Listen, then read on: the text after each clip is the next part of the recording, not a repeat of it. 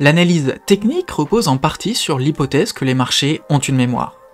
Autrement dit, si un niveau de prix a fait office de résistance dans le passé, si le cours d'un actif est venu buter sur un niveau de prix antérieur, il est alors hautement probable qu'en revenant sur ce niveau, une réaction apparaisse à nouveau.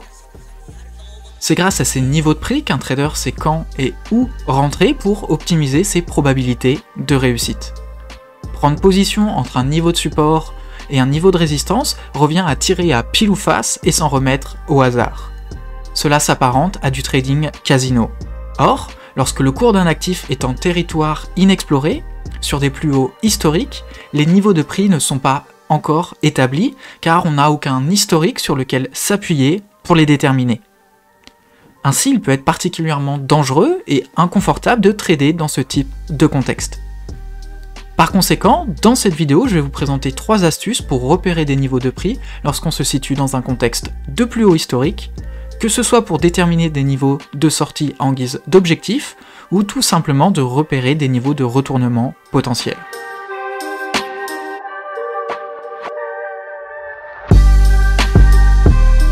La première astuce va concerner les niveaux de prix symboliques. Ces niveaux de prix sont diablement efficaces car ils renvoient à notre besoin de contrôle et notre désir de perfection.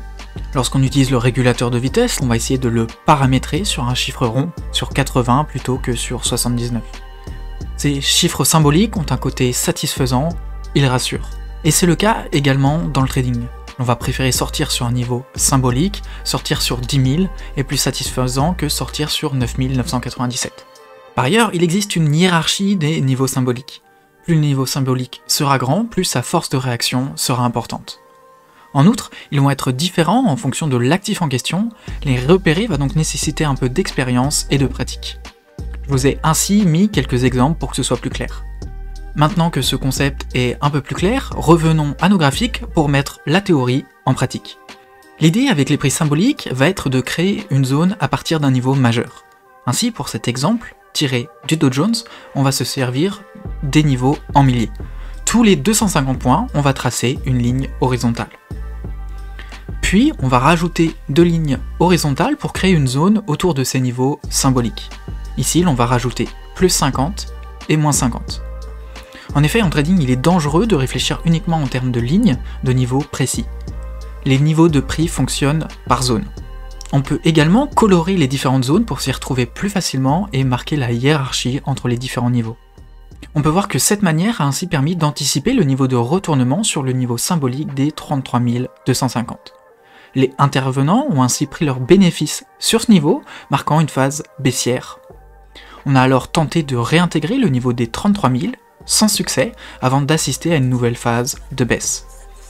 Le Dow Jones a alors rebondi sur la zone symbolique des 32 500 pour aller chercher les 32 750 qui a alors fait office de rejet.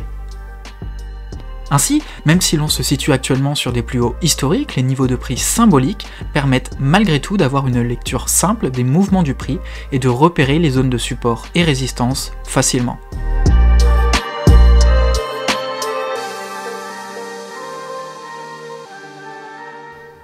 Une alternative au niveau de prix symbolique sont les points pivots.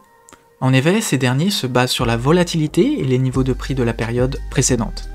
Ainsi, ils projettent dans l'avenir les probables niveaux de prix, et cela même lorsque les cours se situent sur des plus hauts historiques. Cette fois-ci, la hiérarchie se fait en fonction de la période précédente utilisée. Les niveaux mensuels auront plus d'impact que les niveaux hebdomadaires, qui auront quant à eux plus d'impact que les niveaux journaliers.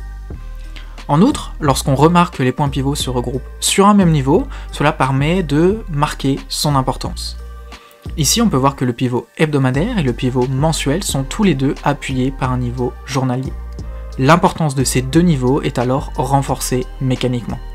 Que ce soit avec la vision des niveaux de prix symboliques ou avec l'utilisation des points pivots, on pouvait savoir à l'avance que le niveau des 32 200 était un niveau de prix majeur qui a effectivement donné lieu à un retournement conséquent.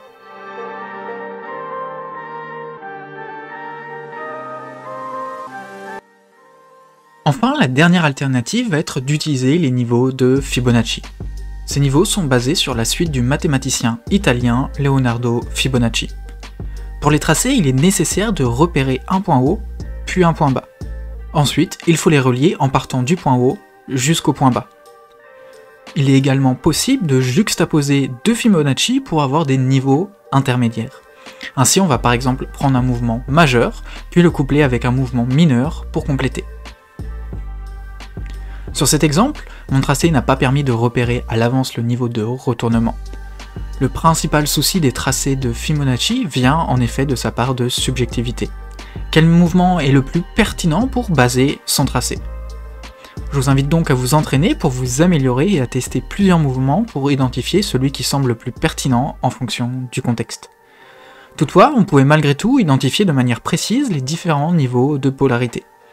Ces niveaux qui font à la fois office de support et de résistance.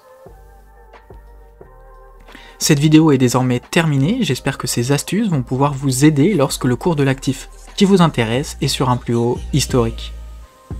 Si vous avez trouvé de la valeur, je vous invite à laisser un pouce bleu, à vous abonner pour ne pas rater les prochaines vidéos, et si vous avez d'autres astuces, n'hésitez pas à les partager en commentaire. Sur ce, prenez soin de vous et à la prochaine.